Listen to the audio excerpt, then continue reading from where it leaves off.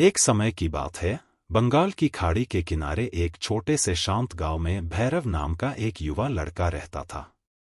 भैरव अपने क्रोधी स्वभाव और चंचल मन के कारण गांव भर में प्रसिद्ध था। उसका मन हर समय विचारों से भरा रहता था। इस तूफान ने उसके मन को एकदम बेचैन कर दिया है।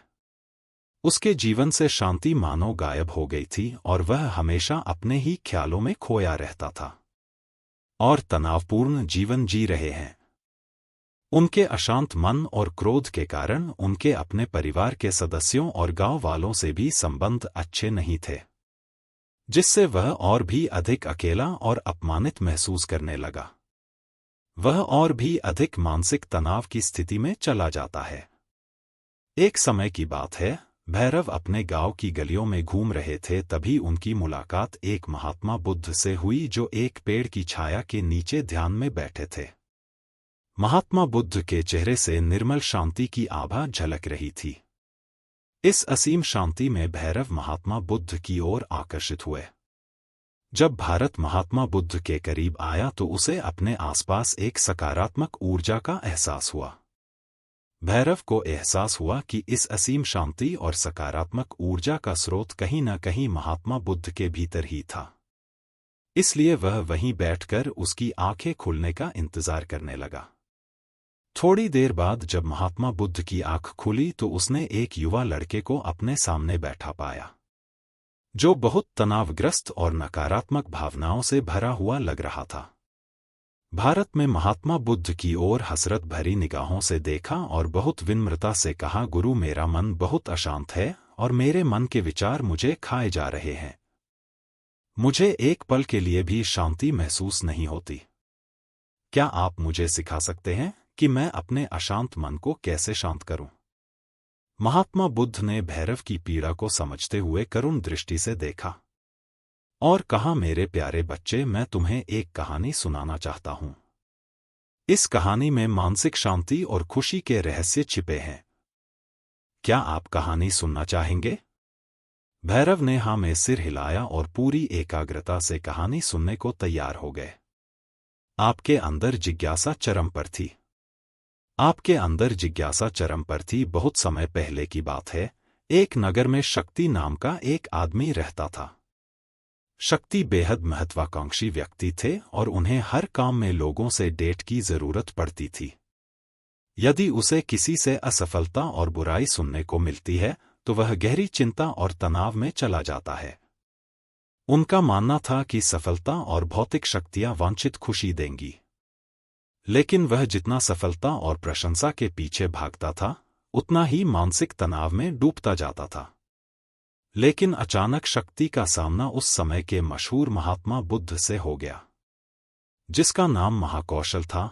महाकौशल अपने शिष्यों को ध्यान की शिक्षा देते थे और वह स्वयं एक बहुत ही ध्यानमग्न और प्रबुद्ध व्यक्ति थे। महाकौशल की अद्भुत एकाग्रता से प्रभावित होकर शक्ति ने उनसे अपने भटकते मन को शांत करने का उपाय जानना चाहा। शक्ति ने कहा कि महंत हमेशा सफलता के पीछे भागते हैं और लगातार अधिक हासिल करने की कोशिश करते हैं, फिर भी मुझे कोई क्षणिक संतुष्टि या आत्मसंतुष्टि नहीं मिलती। इस निरंतर बेचैनी के बीच मैं शांति कैसे पा सकता हूं? महात्मा बुद्ध ने करुण दृष्टि से उसकी ओर देखा और उत्तर दिया, आपका मन एक अशांत नदी की तरह है जो हमेशा बहती और बहती रहती है, कभी भी अशांत नहीं रह सकता। इसलिए इस अशांत मन को शांत करने के लिए आपको अपने विचारों को बिना किसी रुकावट के जाने देने की कला सीखनी होगी। शक्ति को आश्चर्य हुआ और उसने पूछा कि मैं अपने विचारों को कैसे जाने दूं? आखिर मैं भी तो अपनी इच्छाओं और महत्वाकांक्षाओं से बंधा हुआ हूं। यह सुनकर महात्मा बुद्ध मुस्कुरा दिए और कल्पना करें कि आपके हाथ में पानी का एक गिलास है। अब आप इसे जितनी देर तक पकड़कर रखेंगे यह उतना ही भारी होता जाएगा, और अगर आप इसे काफी देर तक पकड़े रहेंगे तो आपके हाथ में दर्द होने लगेगा। लेकिन अगर आप उस पकड़ को ढीला कर दें और छोड़ दें तो आपका बोझ खत्म हो जाएगा। भैरव ने कथा और उसका संदेश ध्यानपूर्वक सुना। वह समझ गया कि अपने विचारों और इच्छाओं से चिपके रहने से उसका बोझ बढ़ जाता है। और अंदर ही अंदर अशांति पैदा कर देता है। अब भैरव को कथा का अंत सुनने की उत्सुकता से प्रतीक्षा थी। महात्मा बुद्ध ने कहानी जारी रखते हुए कहा कि शक्ति ने महात्मा बुद्ध के शब्दों के बाद विचारों को छोड़ने का अभ्यास करना शुरू कर दिया। वह बिना किसी पूर्व निर्णय के अपने विचारों और भावनाओं को आते और जाते देखता है। अब उसने विचारों को पकड़ना बंद कर दिया था। विचार उठते थे और अपने आप चले जाते थे। धीरे धीरे उसे यह एहसास होने लगा कि उसकी इच्छा और भावना भी सभी दुखों का कारण है। जैसे जैसे शक्ति ध्यान में गहरे उतरते गए, उन्होंने पाया कि वर्तमान में जीना ही आंतरिक शांति का एकमात्र स्रोत है। वह खुद को वर्तमान में स्थापित करके अपने मन की निरंतर बकवास से छुटकारा पा सकता है। धीरे धीरे शक्ति का मन एक शांत झील की तरह हो गया जो बाहरी दुनिया को अपने अंदर प्रतिबिंबित करती है। उन्होंने जीवन की सादगी में संतोष को अधिक महत्व दिया और भौतिक संपत्ति के प्रति अपना लगाव छोड़ दिया। जैसे ही सत्ता में ऐसे बदलाव की खबर लोगों के बीच फैली, दूर दूर से लोग मार्गदर्शन लेने आने लगे। लोगों को विचारों को मुक्त करने की कला सिखाना और उन्हें अपने भीतर शांति खोजने के लिए मार्गदर्शन करना, वह लोगों के बीच शांति और ज्ञान का प्रतीक बन गए। शक्ति और साधु की कथा समाप्त कर महाकौशल। महात्मा बुद्ध कुछ देर के लिए चुप हो गए ताकि इस कहानी का अर्थ भैरव के मन में अच्छी तरह बैठ जाए। भारत में महात्मा बुद्ध की ओर देखा तो उनकी आंखों में अब एक नई समझ दिखाई दे रही थी। भैरव ने धीरे से कहा कि मुझे इस कहानी में ज्ञान दिखता है, लेकिन मैं इसे अपने जीवन में कैसे लागू करूं? मैं अपने अशांत मन को कैसे शांत कर सकता हूं? भैरव के इस सवाल पर महात्मा बुद्ध गर्मजोशी से मुस्कुराते हैं और फिर कहा कि अशांत मन को शांत करने का अभ्यास आत्मजागरूकता से शुरू होता है। अपने भीतर उठने वाले विचारों का निरीक्षण करने के लिए प्रतिदिन कुछ समय निकालें। उन भावनाओं पर ध्यान दें जो आपके मन में आती हैं और देखें कि वे कैसे आती हैं। और आकाश में गुजरते बादलों की तरह चले जाओ। भैरव ने आंखें बंद कर लीं और महात्मा बुद्ध के कहे अनुसार अपने विचारों का अवलोकन करने लगे। जैसे ही उसने अपने भीतर उठने वाले विचारों पर ध्यान देना शुरू किया, उसे एहसास हुआ कि इसलिए उसे चिंता और इच्छाओं की एक निरंतर धारा अपने अंदर बहती हुई महसूस हुई। सिर्फ एक एहसास ने ही नहीं, उसे एक अद्भुत शांति का एहसास कराया। उन्हें यह भी एहसास हुआ कि यह सभी विचारों और भावनाओं से अलग है। महात्मा बुद्ध ने आगे कहा कि जैसे शक्ति ने खुद को सभी मोहमाया से अलग कर लिया था, अपने मन को अशांतकारी विचारों और भावनाओं से मुक्त करने का अभ्यास विकसित करें।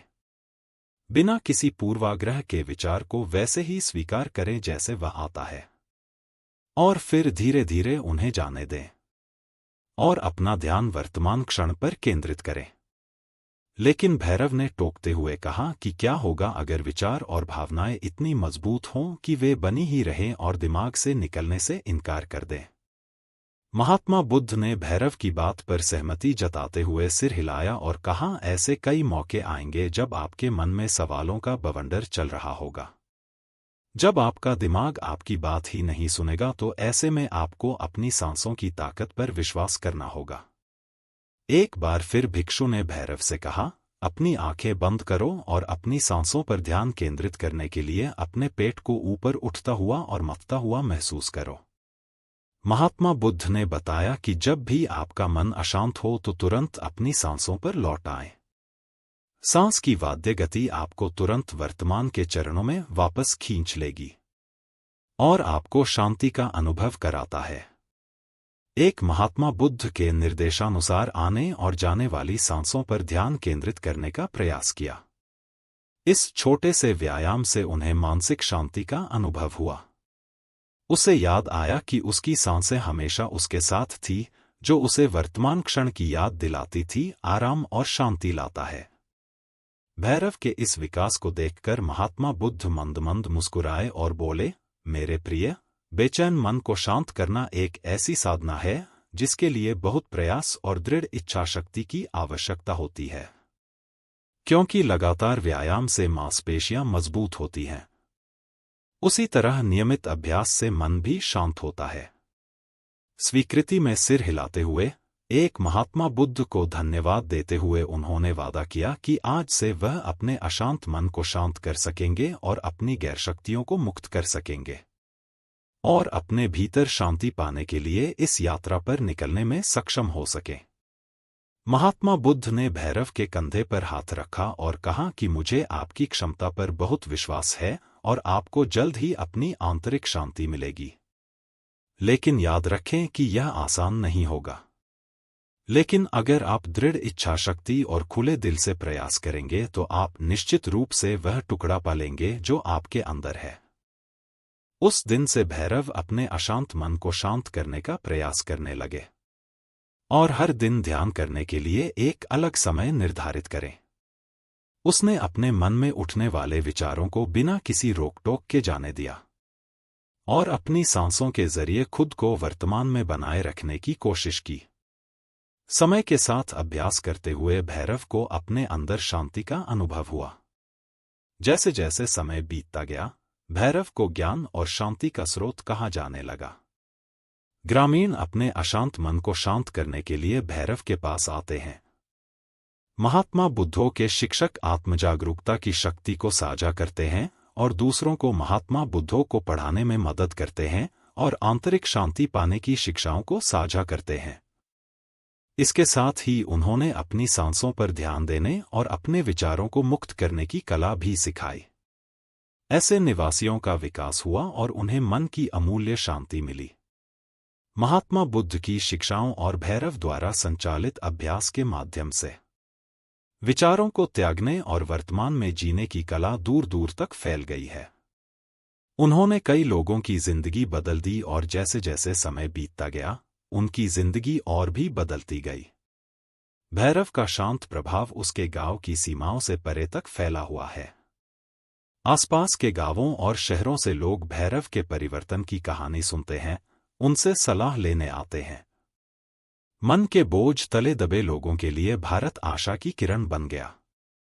भारत की शिक्षाएं केवल ध्यान और प्रवचन तक ही सीमित नहीं थी, बल्कि वह रोजमर्रा के काम जागरूकता के साथ करने पर ज्यादा जोर देते थे। वह लोगों को अपनी भावनाओं के प्रति जागरूक रहने की याद दिलाते थे। इस बात पर ध्यान दें कि आप दिन भर में क्या कहते हैं और अपने आसपास होने वाली घटनाओं पर आप कैसे प्रतिक्रिया करते हैं। हर काम पूरी जागरूकता के साथ करें। जब आप खाएं तो प्रत्येक टुकड़े के स्वाद का आनंद लें। जब आप सूरज की रोशनी के सामने खड़े होते हैं तो उसकी गर्मी महसूस करते हैं। लोग क्या कहते हैं, उसे ध्यान से सुनें और समझें। छोटे छोटे बदलावों से लोगों के जीवन में चमत्कारिक परिवर्तन आए। भैरव की शिक्षाओं से लोगों ने सीखा कि जीवन का आनंद वर्तमान में जीने में है। दोस्तों, मुझे आशा है कि आपने इस वीडियो से बहुत